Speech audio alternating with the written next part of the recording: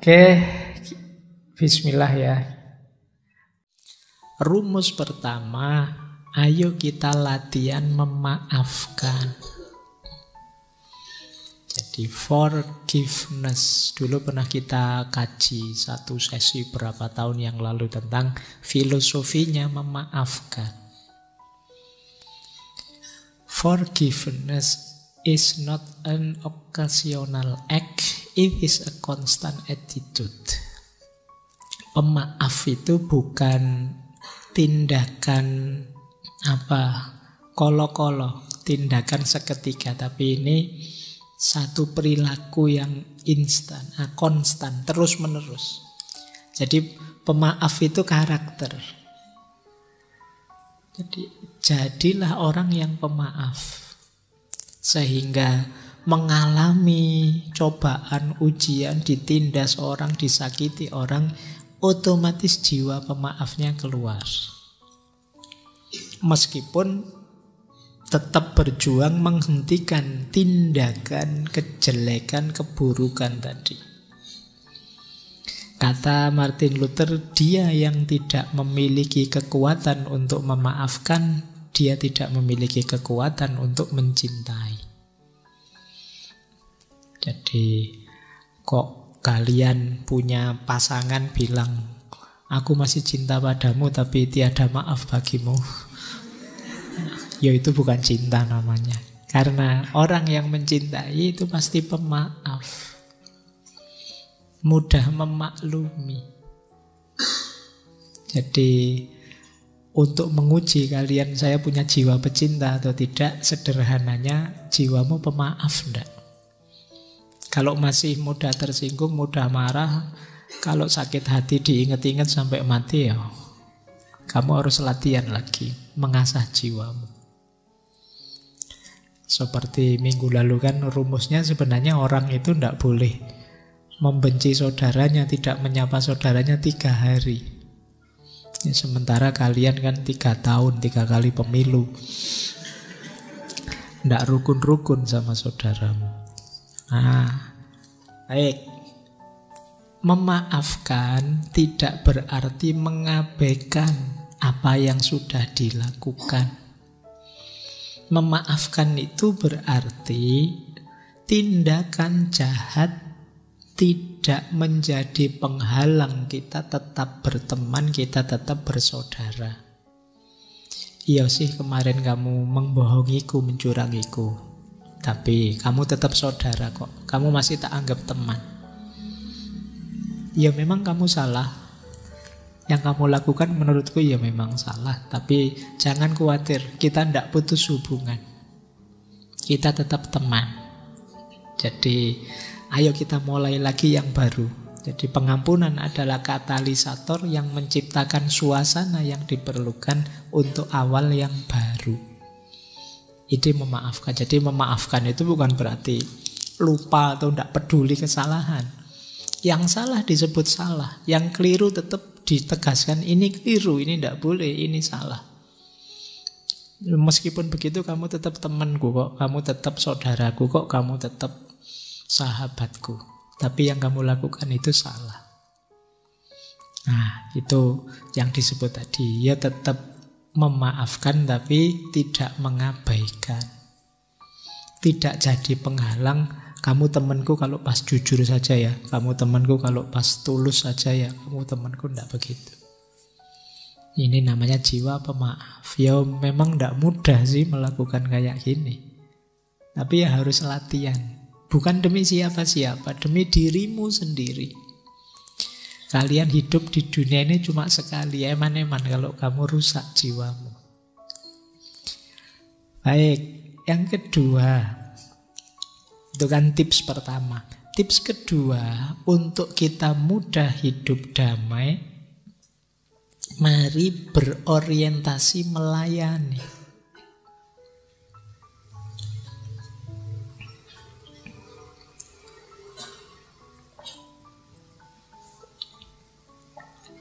Berorientasi melayani itu, kalian selalu bertanya, apa yang terbaik yang bisa aku lakukan untuk dia, untuk orang lain. Ini mirip dulu seperti ketika belajar ketika etika wajah. Jadi etika wajah itu ketemu orang, wajahnya siapa, itu yang muncul di kepalamu adalah apa yang terbaik bisa aku lakukan untuknya. Misalnya ada temanmu yang ngaji malam hari ini tiba-tiba ngantuk dekelak-dekeluk, apa yang terbaik untuk diri temanku yang ngantuk ini? Mungkin dia perlu bahu untuk bersandar, kamu kasih bahumu. Nah, ini namanya melayani. Yo, meskipun nanti pulang-pulang pundakmu basah karena iler ya. Jadi ini namanya orientasi melayani. Jadi ketemu siapapun di momen apapun, pertanyaan yang muncul di kepalamu, apa yang bisa aku berikan padanya yang terbaik, yang kira-kira membuat dia senang, membuat dia bahagia. Mungkin malam hari ini ada yang masih mahasiswa baru, kenalan-kenalannya banyak yang baru. Itu ya, orientasi melayani itu bukan menuntut untuk dipahami dan dimengerti, tapi dia yang berusaha memahami, mengerti, dan memberikan yang terbaik untuk orang-orang sekelilingnya meskipun masih baru kenal. Nah, jadi ini cara untuk lebih mudah kita hidup damai. Kata Martin Luther, every man must decide whether he will walk in the light of creative altruism or in the darkness of destructive selfishness. Ini kalau yang slide ini mohon maaf lupa, belum tak terjemah. Kalian sih moco Inggrisnya tidak apa-apa ya. Setiap orang harus menentukan apakah dia akan menjalani hidup di bawah cahaya kreatif altruism. Kreatif altruis itu pengabdian pada orang lain secara kreatif, atau di bawah gelapnya destructive selfishness.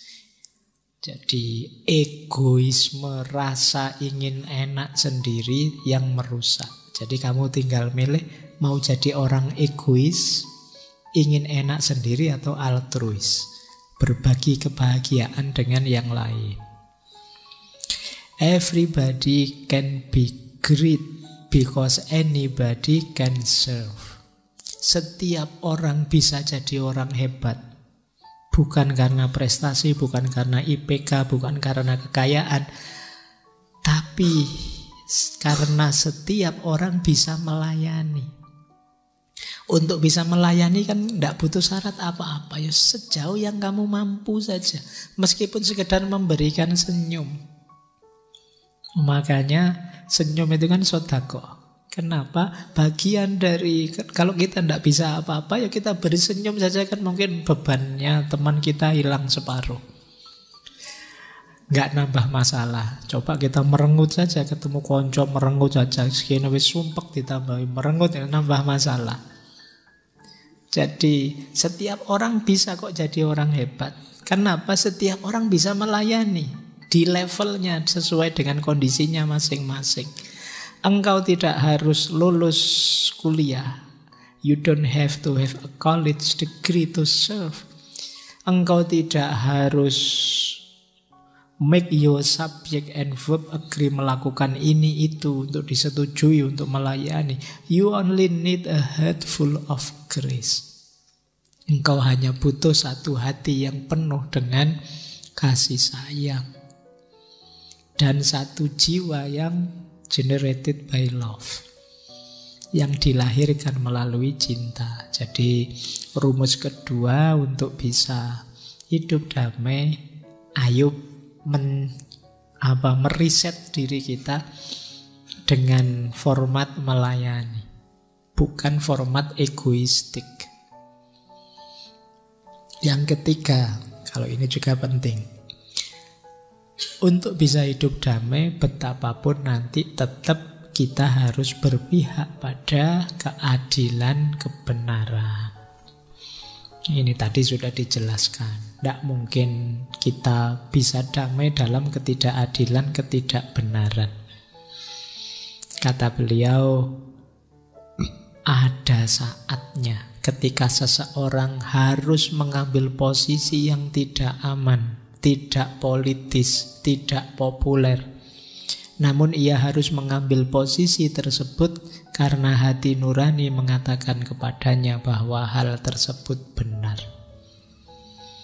Mungkin tidak viral, mungkin beresiko, mungkin mengkhawatirkan untuk dirinya, tapi kalau memang itu benar, ya kenapa tidak?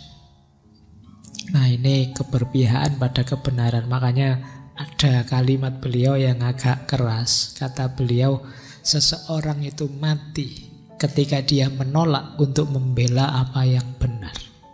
Seseorang itu mati ketika dia menolak untuk membela keadilan. Seseorang itu mati ketika dia menolak untuk mengambil pendirian yang benar. Jangan jadi orang mati.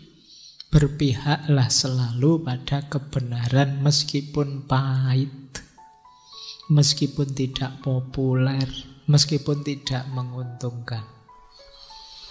Karena kebenaran dan keadilan akan jadi awal dari perdamaian. Baik, kita lanjutkan biar materinya sampai. Nah, ini menarik.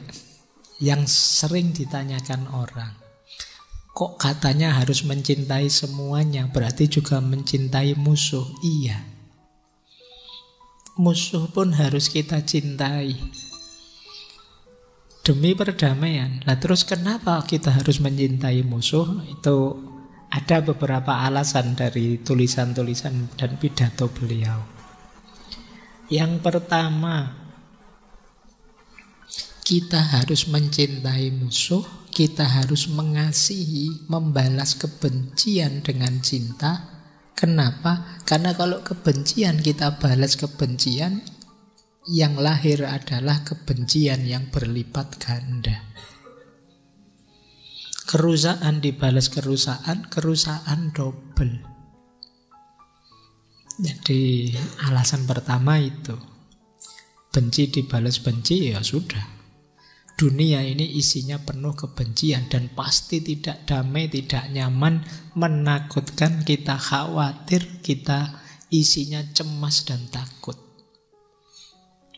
Khawatir dicurangi, khawatir diserang, khawatir dijatuhkan, dan lain sebagainya. Yang kedua, kita harus mencintai musuh kita. Karena kalau kita membenci, kebencian itu akan merusak jiwa kita, merusak kepribadian kita. Kebencian itu racun. Racun yang ada di saudaramu jangan kamu masukkan juga dalam dirimu. Jangan kamu racuni juga dirimu.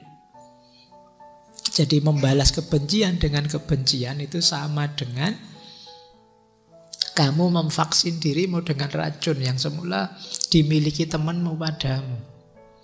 Dan ini merusak. Yang ketiga, menurut beliau, kita harus mencintai musuh karena cintalah satu-satunya kekuatan yang bisa mengubah permusuhan menjadi pertemanan, persahabatan. Jadi antara kebencian kita lawan dengan kebencian, kekerasan kita lawan dengan kekerasan, dengan kebencian kita lawan dengan cinta, kekerasan kita lawan dengan kasih sayang. Hasilnya secara luas di ranah sosial, budaya, mungkin juga politik, tentu saja jauh lebih positif kalau kebencian dilawan dengan cinta. Tapi kan tidak puas Pak, tidak lego Pak, tidak seger Pak, mungkin bahasamu begitu. Enak dia ada senang-senangnya, kita yang berkorban. Iya memang untuk mewujudkan perdamaian untuk semua, seperti tadi di awal, kadang memang perlu pengorbanan. Kalau tidak ada yang mau berkorban, ya wes nanti ya berat kehidupan bersama kita. Dan yang keempat, kita harus mengasihi musuh kita. Karena dalam cinta, dalam kasih sayang, kita akan jauh lebih dekat dengan Tuhan. Kita akan jauh lebih kenal Tuhan. Ini yang kalau teman-teman banyak mengikuti Mahabbatullah akan ketemu jawaban yang terakhir ini. Bagaimana dalam cinta ada Tuhan, dalam Tuhan ada cinta. Baik. Nah, ini yang banyak ditanyakan tentang Martin Luther. Loh, katanya cinta dengan cinta, mengasihi musuh, kok melakukan aksi-aksi macam-macam. Pawai, mogok, dan lain sebagainya. Ini jawaban beliau.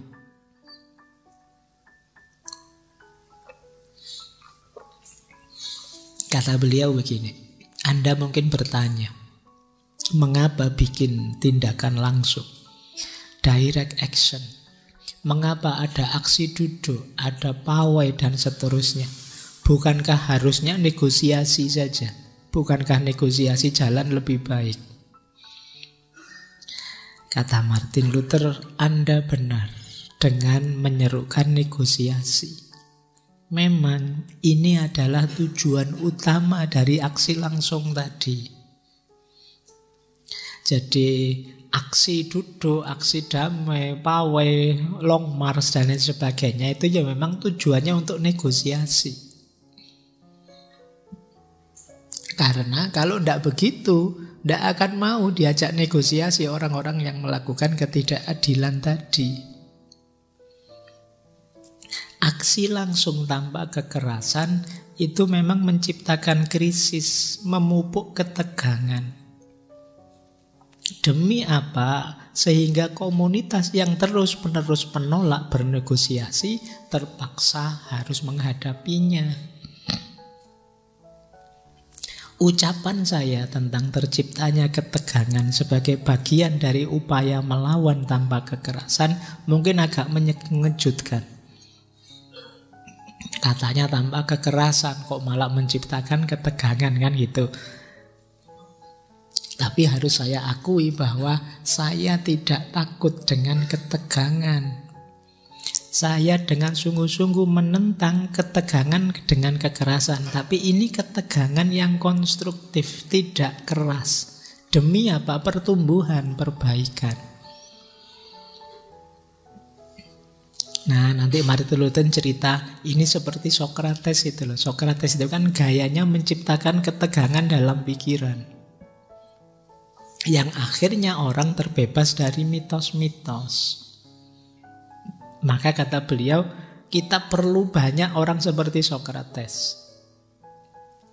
Istilahnya godflies, lalat yang bikin ruwet saja. Tapi kalau tidak ada ini, kita tidak berpikir. Jadi ringkasnya, kenapa sih kok masih melakukan aksi, masih melakukan mogok dan lain sebagainya? Kata Martin Luther, yang pertama mogok dan lain sebagainya itu dalam rangka damai, dalam rangka bisa negosiasi, biar orang yang tidak adil itu sadar. Kalimat lengkapnya nanti begini loh. Kita tahu melalui pengalaman yang menyakitkan bahwa kebebasan tidak pernah diberikan secara sukarela oleh yang menindas. Makanya harus dituntut oleh yang tertindas. Yang menindas sedang enak. Tidak mungkin dia sadar begitu saja. Harus disenggol. Nyenggolnya tidak lewat keras, dipukuli, diserbu, enggak, dengan unjuk rasa saja. Kalau tidak begitu mereka tidak mau diajak berunding, diajak bernegosiasi. Jadi kalau ada yang tanya, katanya anti kekerasan kok masih demo, kok masih aksi. Aksi tadi dalam rangka biar sadar orang-orang yang menindas, kemudian bisa berunding bersama. Jadi arahnya ke sana. Baik. Nah, ini menarik. Saya tambah satu materi lagi untuk bahan renungan. Jadi di mana posisi Tuhan dalam perdamaian? Kata Martin Luther begini, Tuhan menyertai semua yang kita lakukan untuk perdamaian. Tuhanlah yang memberi kita keberanian, memperkuat suara kita untuk keadilan, membuka diri kita untuk cinta dan belas kasih yang besar, menjernihkan pikiran dan jiwa kita dari gangguan, membantu kita fokus pada apa yang Dia ingin kita lakukan. Jadi yang pertama, ya tentu saja kesadaran tadi tentang perdamaian, cinta dan lain sebagainya, ya sumbernya tetap dari Tuhan, tidak dari siapa-siapa. Karena Tuhanlah yang mengamanatkan perdamaian itu. Yang kedua, Tuhan tidak menuntut kita untuk jadi pahlawan super yang membawa perdamaian di muka bumi. Dia hanya menuntut kita untuk setia pada tugas itu, melakukan semua yang kita bisa. Jadi kita itu tidak kok terus jadi hero yang wah ini tokoh perdamaian. Bukan itu. Pokoknya kita lakukan saja semampu kita. Itu saja, Tuhan hanya minta itu kok. Urusan berhasil atau tidak kembali lagi sepenuhnya urusannya Tuhan. Jadi maka jangan berjuang kayak gitu sampai demo-demo akhirnya ya tidak sukses. Hari ini masih banyak rasisme. Ya itu sudah urusannya Tuhan. Yang kita lakukan semaksimal mungkin sudah kita lakukan. Hasilnya apa? Kembalikan ke Tuhan lagi. Jadi ini cara memposisikan Tuhan dalam ranah perdamaian ini. Dan tidak usah khawatir, seandainya kita menolak pun nanti pasti ada orang lain, termasuk generasi-generasi yang akan datang, yang oleh Allah juga dibuka hatinya untuk mewujudkan perdamaian ini. Mungkin juga nanti kita berjuang, kita tidak tahu hasilnya. Bisa saja begitu, kata Martin Luther. Dan menarik, Martin Luther ini nanti justru setelah meninggal dapat beberapa penghargaan. Jadi dia tidak tahu bahwa perjuangannya berhasil. Ya memang sepenuhnya beliau kembalikan ke Tuhan. Jadi baik, ini positioning Tuhan dalam perdamaian. Oke, terakhir. Ini pesan beliau menarik. If I cannot do great thing, I can do small thing in a great way.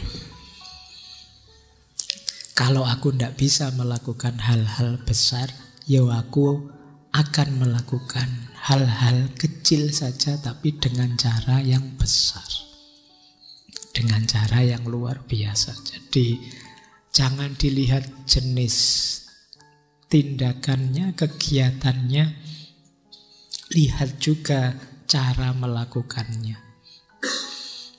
Meskipun sekedar tiap Rebo ikut ngaji, duduk di pojok di belakang, tapi dengan tekun, mencatat, mengingat-ingat, jadi small thing tapi in a great way.